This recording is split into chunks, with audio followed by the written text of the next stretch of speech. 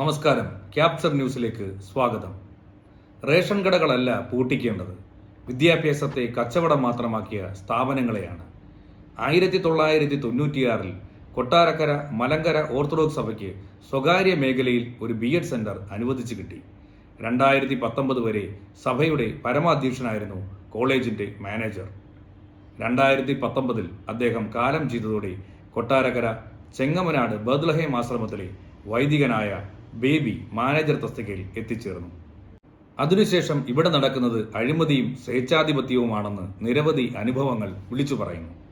2019 October 1 മുതലാണ് വൈദികൻ baby മാനേജറായി Malankara BEd കോളേജിൽ എത്തുന്നത്. അന്നു മുതൽ ഈ സ്ഥാപനങ്ങൾ ചില പ്രത്യേക താൽപ്പര്യക്കാർക്ക് വേണ്ടി പ്രവർത്തിക്കാൻ തുടങ്ങി.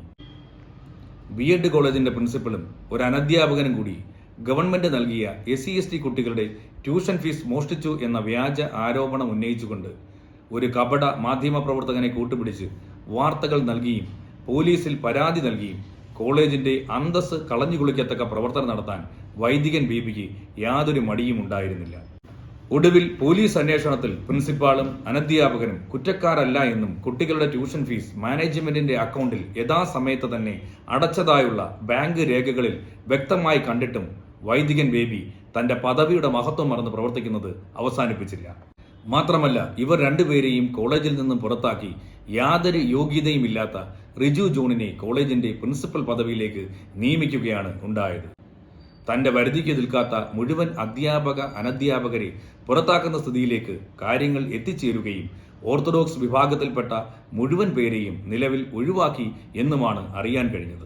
പഴയ പ്രിൻസിപ്പലിനെ കോളേജിൽ നിന്നും ഒഴിവാക്കുന്നതിന് മുമ്പ് കോളേജിന്റെ പെട്ടെന്നുള്ള ആവശ്യങ്ങൾക്കായി പ്രിൻസിപ്പൽ ഒപ്പിട്ട് മാനേജർക്ക് നൽകിയ ചെക്ക് ഉപയോഗിച്ച് വൈദികൻ ബേബി കോളേജിന്റെ പേരിലുള്ള 35 ലക്ഷം രൂപ മറ്റൊരു അക്കൗണ്ടിലേക്ക് മാറ്റുകയും കോളേജിന്റെ അക്കൗണ്ടിൽ പണമില്ല എന്ന് മാനേജ്മെന്റിനെ അറിയിക്കുകയും ചെയ്തിട്ടുള്ളതാണ്.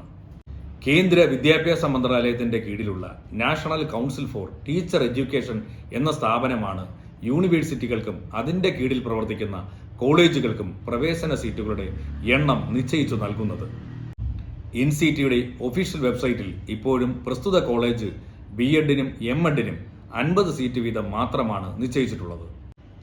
2014 മുതൽ 2020 വരെ കേരള യൂണിവേഴ്സിറ്റി പ്രസ്തുത കോളേജിൽ BEdന് 50 സീറ്റ് മാത്രമാണ് അനുവദിച്ചിരുന്നത്. എന്നാൽ 2020 NCTയുടെ ഓർഡർ ഉപയോഗിച്ചുകൊണ്ട് 2021 കേരള യൂണിവേഴ്സിറ്റി കൊട്ടാരക്കര മലങ്കര BEd കോളേജിന് നിയമവിരുദ്ധമായി സീറ്റ് വർദ്ധിപ്പിച്ചതായും കാണാം.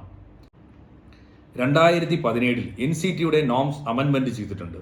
അതിന്റെ പരാമർശങ്ങൾ ഒന്നും തന്നെ കേരള യൂണിവേഴ്സിറ്റിയും മലങ്കര BEd കോളേജും പാലിച്ചിട്ടില്ല എന്നത് വ്യക്തമാണ്. ഓരോ വർഷവും ഗവൺമെന്റും NCTയും നോംസുകൾ മാറ്റം വരുത്താറുണ്ട്. അതിന്റെ ക്ലാരിഫിക്കേഷൻ നടത്തേണ്ടത് യൂണിവേഴ്സിറ്റിയും കോളേജുമാണ്.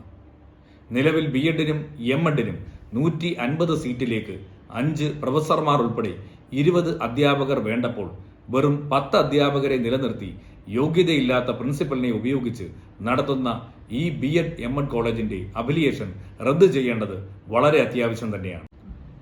മേൽപ്പറഞ്ഞ വിഷയങ്ങൾ ചൂണ്ടിക്കാട്ടി ഞാൻ കേരള യൂണിവേഴ്സിറ്റി വൈസ് ചാൻസലർക്ക് പരാതി അയച്ചിട്ടുള്ളതാണ്.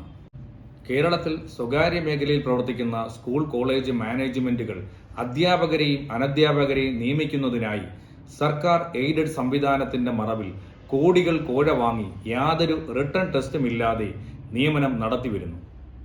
കൊട്ടാരക്കര സെന്റ് ഗ്രിഗോറിയസ് കോളേജിൽ ഇങ്ങനെ 2012 മുതൽ 2024 വരെ 57 നിയമനങ്ങളാണ് നടത്തിയിട്ടുള്ളത്.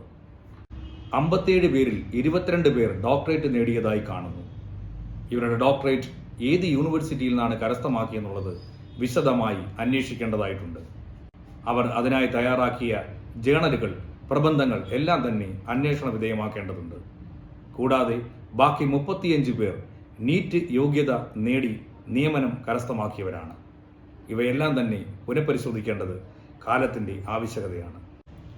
അങ്ങനെ നിലവാരമില്ലാത്തവർ ലേലം വിളിയിലൂടെ അധ്യാപകരാകുന്ന സമ്പ്രദായം പിന്തുടരുന്ന എയ്ഡഡ് വിദ്യാഭ്യാസ സ്ഥാപനങ്ങൾ പിരിച്ചുവിടാൻ സർക്കാർ കാര്യക്ഷമമായ പ്രവർത്തനം നടത്താൻ ഇനിയും അമാന്തിക്കരുത്.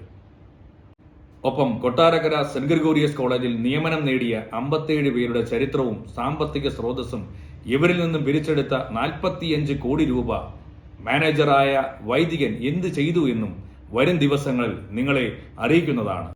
നന്ദി, നമസ്കാരം.